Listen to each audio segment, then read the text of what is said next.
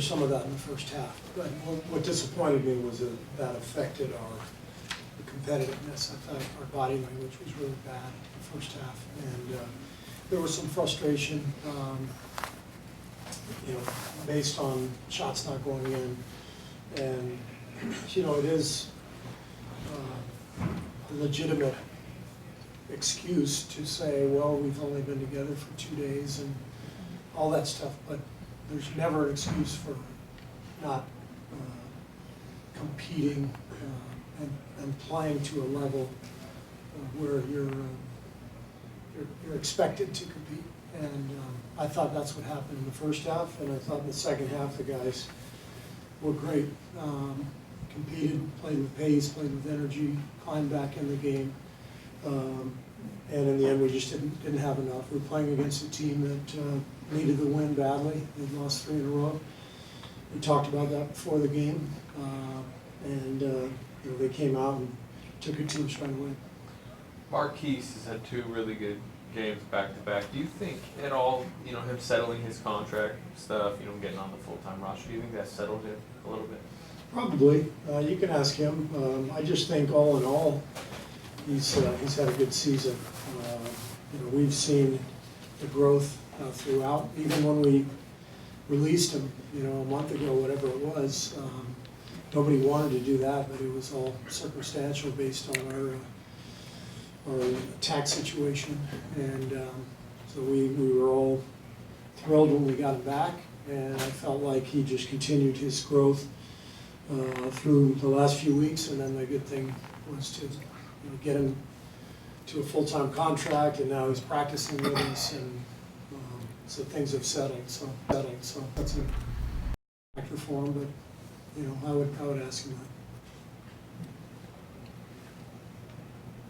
Steve, how would you evaluate Wiggins tonight? He had a huge third quarter, a little quieter other parts of the game.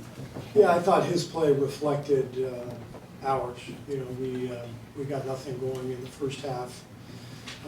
And then the third quarter, when we started really competing, playing with pace, that's when Andrew got going.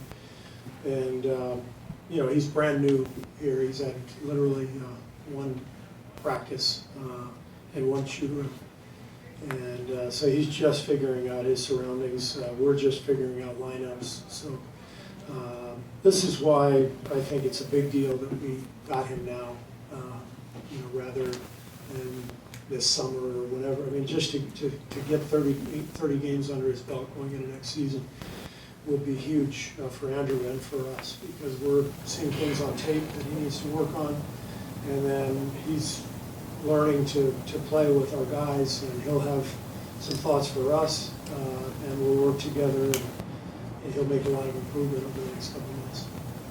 Steve, big men who can pass probably too often get the Draymond Green comp, but having said that, do you see any of that in Bam Adebayo? Well, I think the similarity is the playmaking. It's rare to have a combination of playmaking big and a guy who can defend the paint. It's not something you see very often. So Bam has had a fantastic season,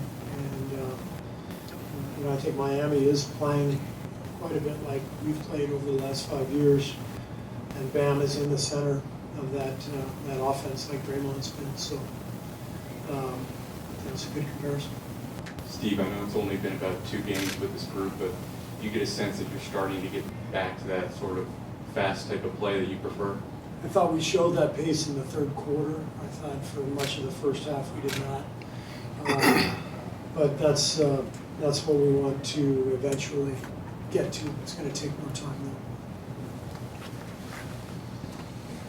Jordan Poole had 30 minutes tonight, played pretty well, has made some impressive passes. Or what else is standing out to you as far as his game, and what are you looking for from him in his next 20 or so games? I think overall comfort level, confidence level, you can see he feels really good out there.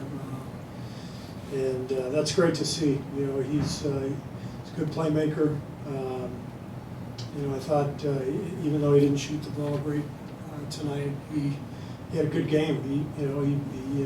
We did well while he was out on the floor, and that's the main gauge for any players. success in my book. So we kept him out there because the team was succeeding while he was there, and he's gaining knowledge every single night as he continues on in his rookie year. Anything else? Great, thank you. The plan is to